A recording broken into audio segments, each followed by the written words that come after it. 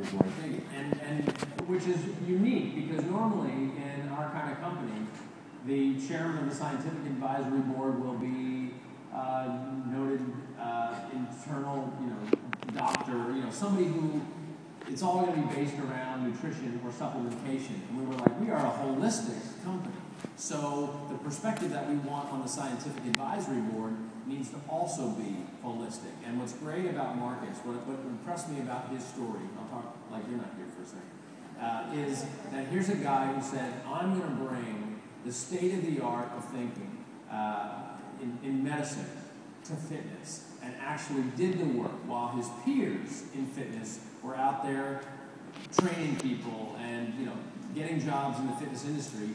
He went to get his doctorate and take it to a level that very few people in the industry have done, and has built this thing, P3 up in Santa Barbara, which is training the world's elite athletes in a way that is stunning, frankly, professional sports. So, Marcus, thank you for participating with us. Thanks for being a part of what we're trying to build here.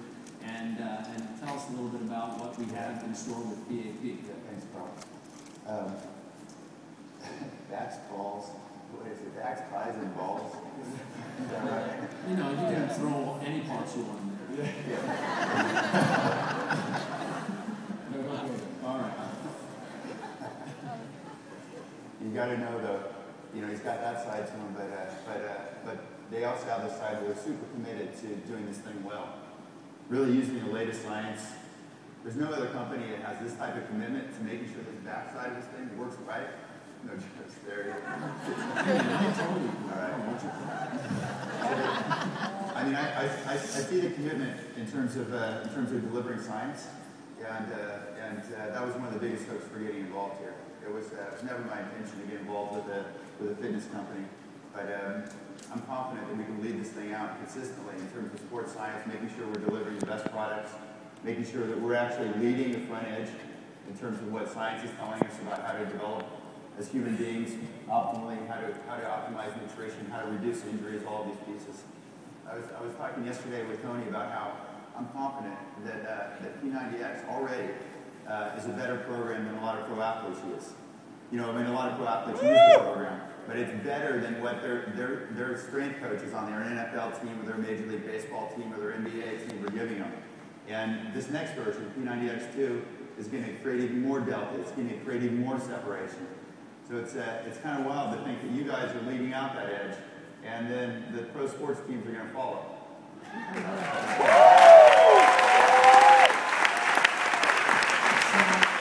So let's get into PAP, what it stands for, and then I'm going to roll a little video so people can see the process of sort of Tony going through this, getting hammered by these things, and then how they made their way into the programs themselves. Yeah, so PAP stands for post-activation potentiation. And what it is this concept that if you combine a power movement with a strength movement, and the strength movement precedes the power movement. So you do a split squat. You do a split squat movement, and then you combine it with a power movement that involves similar muscle groups, like a jump split squat. Then you get more muscle cells involved in that exercise. You create more power. If we went straight into that split squat, there's a certain amount of nerves and muscle cells that are just asleep. They're just dead weight. They're just along for the ride. But if you precede it with a strength movement, you essentially wake up those neurons, and you get those muscle cells that are normally dead weight. You get them engaged, and so you create more power. Does that make sense? Yeah. Yes. And this is one of the hottest things in sports science right now. It's been studied like crazy over the last 10 years, especially out of Germany and out of Great Britain, out of Australia, and now out of the U.S. It's been studied over and over and over and over. Absolutely a real phenomenon. You precede a power movement with a strength movement, you get bigger power output. So that's sort of at the core of this PAP concept. Carrie, can you roll that video, because it's not rolling for me up here. I want people to see some of the variety of those moves. And it can involve almost any strength and power move, but the key is that similar muscle groups are engaged. Similar muscle groups from the strength movement into the power movement are engaged. So this is Tony at our place. Good times. Humana. Yeah, up on the ball, your foot in two directions for 30 seconds. It doesn't look like much. Now, why does the PAP program, the PAP aspects of P90X2, why did we build it so late into the program versus weave it throughout the 3 phases?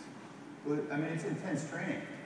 I mean, it's really intense. It involves all these proprioceptive feedback mechanisms, lots of balance. I mean, your body has to be pretty engaged to be able to execute these movements. And so we want to build a base in strength. We build a base to apply metrics. We work on ground contacts a lot. How your foot interacts with the ground is incredibly important. These are, I think these are, there's athletes around. There's some other P90X people around in this place. But essentially, you need to build a foundation before you throw somebody into this PAP type training. And we do that even with our athletes. You know, if we bring in a pro athlete, we're going to do some foundation work before you throw them into these PAP circuits. Now, an athlete, okay, you know, somebody who has gotten to a specific level of the sport, make it through the collegiate ranks, get, you know, be with the best of the best. It shocks me. You would just expect that these guys would have this stuff dialed in. I mean, again, when I talked to Isabella about when she would train with, when she would train Maurice Green and these Olympic runners and stuff, and to find out the degree to which she had to train them to explode out of the blocks and stuff, just the smallest moves that they still hadn't mastered. Is that what they're coming to you for? And it's hard for me to believe then that a DVD program could actually be that valuable to these guys at this level. You know, like I said a minute ago, we've had pro athletes in almost every sport show up at our place and tell us that they've been doing P90X. And once we started talking about getting involved and me taking over the scientific advisory board, and then after I committed to this, when I hear that, I start laughing a little bit. You know, they see me giggling, and usually the response is something like, "No, that's the real shit, man. That's the." And